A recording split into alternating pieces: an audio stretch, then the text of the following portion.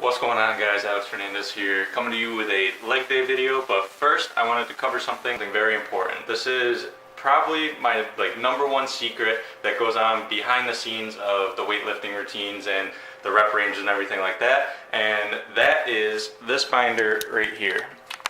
Now, the reason why this is so important is because I've been keeping a log basically since day one that I've been lifting, and a lot of people have trouble with plateauing or not gaining any muscle, any weight, and the best way to counter that is to seriously actively track your progress. So as you lift heavier weights, the more muscle your body will need to grow in order to compensate for that. But the only way to know and remember week to week how much weight you pushed the last time and how much to go up this time, the easiest way is to keep a log. And not only is it super useful, but it's also, it can be really cool to look at years out. And I know that when I'm feeling down, 4 years ago I was only pushing 135 for maybe 5 reps, and now I'm at a point where I don't know, I can play around with 315 for a few.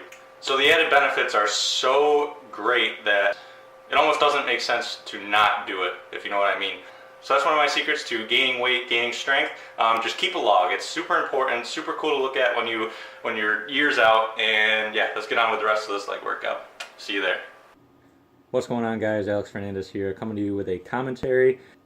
Now, today was a glute and hamstring dominant day. I did this routine earlier in the week and I absolutely loved it. It left the back of my legs feeling like every time I got off a chair, I felt like one of the worst Charlie horses in the world. So I wanted to share this routine with you guys. First thing that I did were stiff leg deadlifts.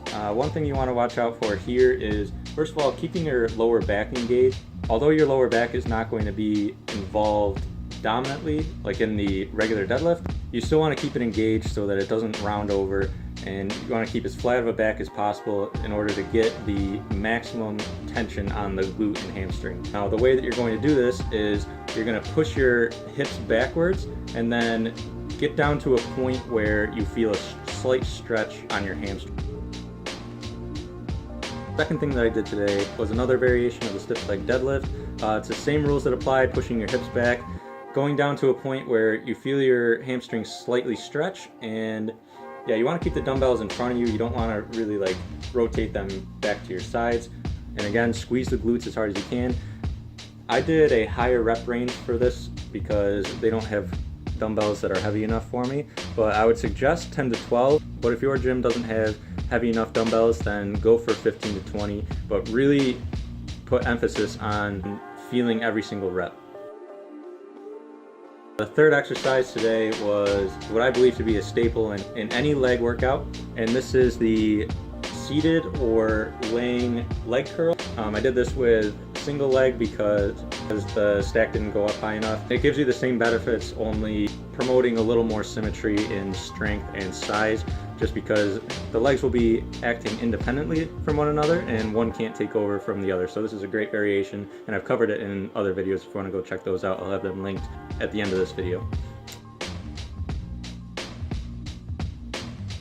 Okay, so the fourth and final exercise was the leg press.